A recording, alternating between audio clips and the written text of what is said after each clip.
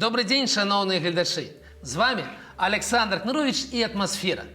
Дык працавалі ці не працавалі ў студзені абодва энергаблокі атомнай станцыі Остраўцы. Сакрэт раскрыла статыстыка Белстату. Яны не хацелі, але выпадкова атрымалася. А вось хто войдзе ў афіцыйны спіс правільных бізнесаў, пакуль не зразумела. Хаця можна смело сцвярджаць, што трапіць у яго, напэўна, зусім не беларуская кампанія «Вайлдберрис», нягледзячы на шматразовыя парушэнні заканадаўства. Як так выходзіць? Пра гэта ў нашым сённяшнім выпуску. А яшчэ пра ўзровень аплаты насельніцтвам камунальных выдаткаў. І пра тое, дзе, у якой краіне спажывецкі кошык больш даступны. У Польшы ці ў Беларусі?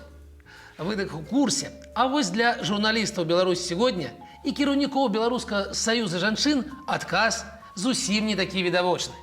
І ў канцы пра сапраўды добрае, пазітыўнае. Абяцаю. Таму запарце кубачак гарбаты, зрабіце канапку і сядайце як найзручней. Гэта «Атмасфера». І мы гаворым пра беларускую эканоміку проста. Паехалі. Белстат падзяліўся справаздачнасцю наконт працы ў студзені эканомікі агулам і прамысловасці ў прыватнасці. Там планавае запаволенне росту. Всё як мае быць. Калі б... Давайте паглядзім разам. Вось так выглядае рост прамысловасці па рэгіёнах. А што гэта ў нас там? З Гарадзенскай вобласцю? Так, падзенне адразу на 18%. Што ж гэта адбываецца? Адказ можна знайсці, калі паглядзець на звесткі ў раздзеле асобных сектараў прамысловасці. Падзенне ў энергетыцы за студзень большае за 9%.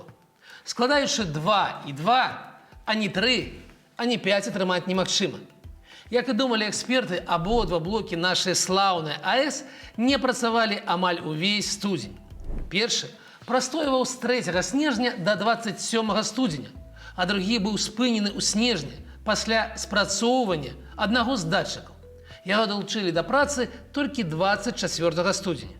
І звярніце ўвагу, ні з эканомікай, ні з пастаўкамі энергіі ў камунальнай сферы нічога не адбылося. Дзякуй Белстату, ён яшчэ раз пацвердзіў. Атамная станцыя проста, нікому не патрэбная, але вельмі дарагая цацка. Крыніцаў энергіі ў краіне і без яе стае. Вельмі дзіўная нарада ў Лукашэнкі здарылася 17 лютага. У яго на асабісты палац былі запрошаныя абраныя прадстаўнікі прыватнага бізнесу.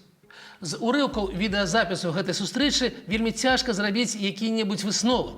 У іх толькі набор хаатычных тэзісаў галоўнага беларускага прадпрымальніка. У нас в стране есть частные и государственные формы собственности предприятия. Негосударственных людей здесь нет. Может, отсюда начинается неравноправие. Когда-то мы приняли, как считается, прорывные декреты 4 и 7, введя целый комплекс упрощений и новшеств. Как я знаю, они были высоко оценены вами, позволили кардинально оживить инициативу к предпринимательству. Вот только не могу понять, что же сдерживает эту инициативу. Недобросовестные дельцы, и их немало в вашей сфере. И единичные случаи порой бросают тень недоверия на все бізнес-сообщество. З ягонай версіі ніхто ў нас прадпрымальнікаў і не душыць, не перашкаджае развівацца. І ўмовы роўныя для прыватных да дзяржаўных прадпрыемстваў. Ды і агулам усё настолькі добра, што неясна, чаго сабраліся. Што можна абмяркоўваць гэткім прадстаўнічым складам? Лукашенка, Галоўчынка, Кашанова, ды куча іншых памагатых. Адзіная сур'ёзная прапанова – стварыць спіс добрасумленных прадпрымальнікаў, якія працуюць як належаць, а таму правяранні туды могуць хадзіць раз на 3 гады. Вы ўвогуле што-небудзь зразумелі? Як? Як аддзяліць добрасумленных ад нядобрасумленных? Калі кожнае правяранне на кожным беларускім прадпрыемстве абавязкова знаходзіць хоць нейкі ды парушэнні. Часам правяральнікі адкрыта кажуць, калі мы не знойдзем хоць чагось, нас заподозрююць в коррупції. Апошні приклад – парушэнні выявлены ў 86% крамаў гандлёвай сеткі суседзей.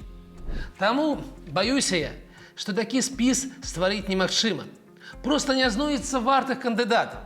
Ну, не бывае у нас сумленных прадпрымальнікаў. На думку Лукашэнкі.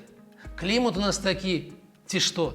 Аднак на гэтай жа нарадзе ён прапанаваў пісаць асабіста яму. Калі знойдзецца хтосьці, хто перашкаджае бізнесу, ну ці у скрайнім выпадку, Я вам гарантирую, лично это сделаю. Я лично буду изучать эти проблемы. Ну, черкните в интернете. Помощники все это мониторят и мне на стол каждое утро. Я реагирую. давайте скарыстаем прапанову і паспрабуем намякнуць яму на некаторых вінаватых.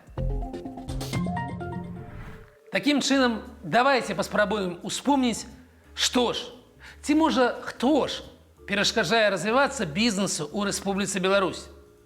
Што трэба бізнесу, каб пачувацца ўпэўнена? У першую чаргу, каб у выпадку якіх-небудзь праблемаў табе не трэба было пісаць шалабітную наверх і спадзявацца, што там пачуюць. Каб можна было абараніць свае інтарэсы ў судзе, у самым справядлівым беларускім судзе. Но так, як спадзяваўся абараніць сябе Александр Муравьёў, былы ўладальнік Матавела, якому выставілі незаконныя прэтэнзіі ў тым, што ён сам у сябе скраў некалькі соцень тысяч долараў і заплаціў дзяржаве некую не тую цану за прадпрыемства. Пры гэтым кошт вызначалі самі чыноўнікі. Не атрымалася, не абараніў, адсядзеў. І хто гэта зрабіў? А што завод? Працуе ў страту, выпускае ў 4 разы менш ровараў, чым пры Муравьёве. Напэўна, спадзяваўся сябе абараніць і былы ўладальнік заводу белай бляхі ў Мёрах, беларускі бізнесмен Александр Кавалёнак. Сума інвестыцыяў 400 мільёнаў еўра. У нейкі момант у прадпрыемства паўсталі праблемы з апрацоўваннем. Не ўдалося адразу выйсці на праектную магутнасць. І разумеючы значнасць такога унікальнага прадпрыемства, што з ім зрабілі? Правільна, забралі ў дзяржаўную ўласнасць, а кіраўніцтва прадпрыемства пасадзілі ў СІЗА. Што з заводам цяпер? Так і не выйшаў на праектную магутнасць. Працуе на паўсілы. І хто гэта зрабіў? Никто у вас бизнес не отберет, никто вас наклонять не будет, делить что-то не будет, это я вам гарантирую. На жаль, я мушу успомніць і пра сваю справу. І мне таксама здавалася, што абвінавачванне ў нявыплаце падаткаў метадам іх выплаты ў саюзнай Расіі ў большым памеры проста не вытрымае першага судовага паседжання. Вытрымала. Яшчэ як вытрымала. Шансаў на абарону не было ніякіх. І штрафамі неадпаведнымі абклалі, і самое прадпрыемства перастала існаваць. У прадпрымальнікаў, як у любых грамадзянаў Беларусі, няма ніякіх шансаў на абарону ў дзяржаўных судах. Што яшчэ важна? Роўныя ўмовы гаспадарання. Вось толькі нейкім цудоўным чынам адзін прыватны ўласнік атрымлівае манаполію, чароўную магчымасць паставіць уласныя тытунёвыя шапкі на ўсіх прыпынках краіны, без конкурсу. Другі мае магчымасць атрымаць пад свой стратны бізнес завод МКАДУР ільготны крэдыт і не вяртаць, абгрунтоўваючы надзвычайнай неабходнасцю. Трэці, падарыўшы адной дзяржаўнай асобе майбах, атрымлівае без конкурсу права распрацоўваць дзяржаўныя нетры. Пры гэтым вяртанне кітайскага крэдыту пад гэты праект гарантаваны чамусьці бюджэтам. І ўсё гэта без конкурсаў, тэндераў. Проста хто хутчэй атрымаў доступ да цела. І хто гэта зрабіў? Кто честно работает, образно говоря, тех будем жестоко поддерживать. И вы только скажите, кто вам мешает. Голова сразу слетит с любого. Будь он в погонах публично, говорю, без погон или государственный случай. Только скажите. Пра тое, колькі мільярдаў долараў выкідваецца ў бок дзяржпрадпрыемстваў тыпу МАЗа, Атланта, Белшыны і іншых, нават казаць не даводзіцца. Паспрабуйце сабе ўявіць прыватніка, які, адпрацаваўшы пару гадоў у страту, проста папрасіў бы ў ўрада грошай. І яму б далі. Ну так, 50 мільёнаў без усялякіх знаёмстваў. І трэця важная частка – устойлівая падатковая сістэма. Падкрэслю, не так важны сам узровень падаткаў, як тое, каб яна не мянялася. Што ў Беларусі? Памятаеце, нам абяцалі, што льготныя умовы падаткаабкладання для ПВТ будуць дзейнічаць ці то 25, ці то 50 гадоў. Не вытрымалі. У нейкі момант падаходны падатак паднялі з 9 до 13%. А потым раптам сярод месяца павялічылі адлічэнне ў фонд ПВТ ў 2 разы. Ну, вельмі спатрэбіліся грошы. А калі ўзгадаць, як мяняюцца ўмовы працы для ІП, як ім рэзка паднімаюць падаткі, забараняюць выкарыстоўваць спрошчаную сістэму, скарачаюць спіс дазволеных відаў дзейнасці. І гэтак далей, далей і далей. І хто ж гэта ўсё робіць? Я розуму не прыкладу. Можа, вы падкажаце, дарагія гледачы. Вернемся да навінаў. На гэтай жа дзіўнай нарадзе ў Лукашэнкі з шэрагу правільных прадпрымальнікаў вылучалася Тацяна Бакальчук. Першы нумар жаночага рэйтынгу Forbes у Расіі, крыху менш за 7 мільярдаў долараў. Калі не ўлічваць самога Лукашэнку, то сумарны аб'ём маёмасці ўсіх прысутных наўрад ці дацягваў да 1/10 ейнага капіталу. І вось сядзела, слухала. Адное, што ў стол не глядзела, калі пра ейную кампанію гаварылі.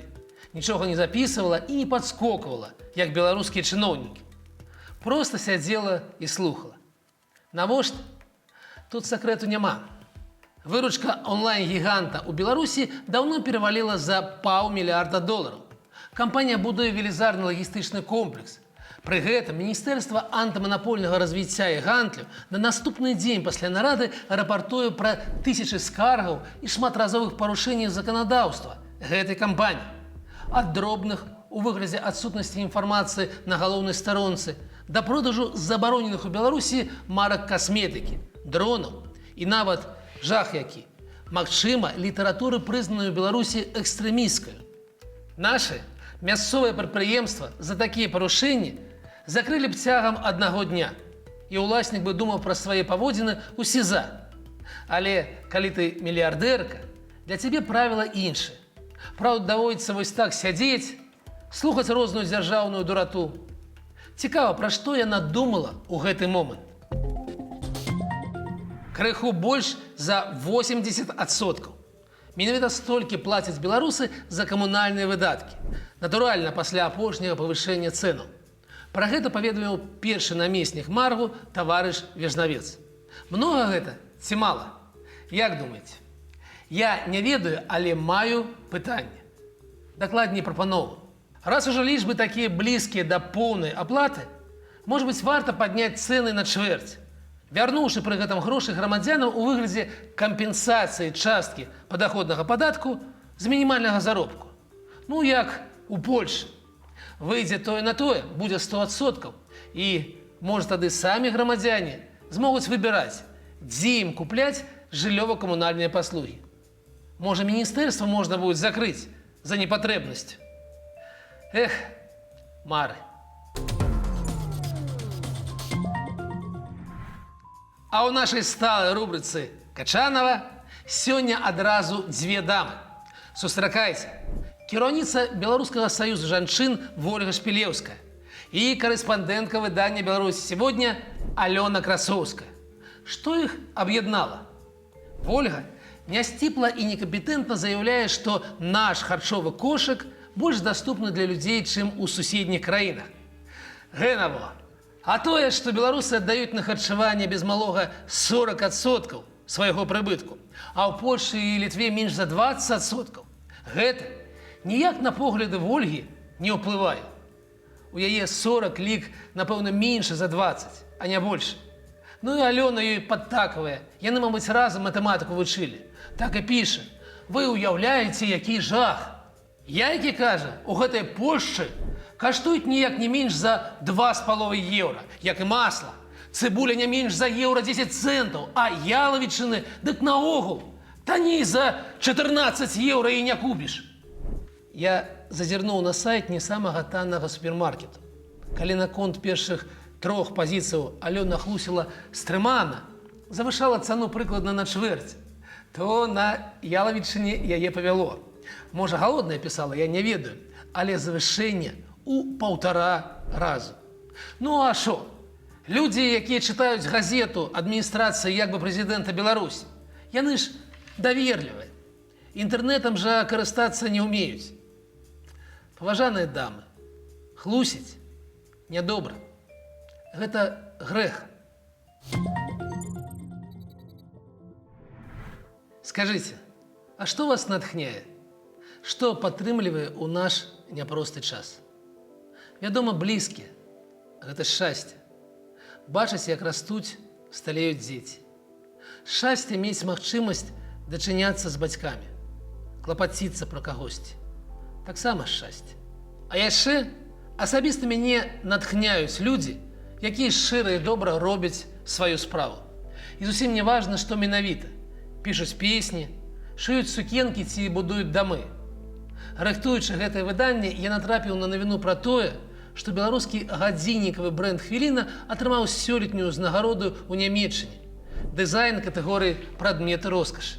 Проста паглядзіце. Мне падаецца, гэта вельмі па-беларуску. Добрая праца. Спадзяюся, і вас таксама натхніла гэтая ўзнагарода. Я ж абяцаў добрай навіны. Такая сёння атмасфера. З вами быў Александр Кнырович, і ўбачымся праз тыдзень.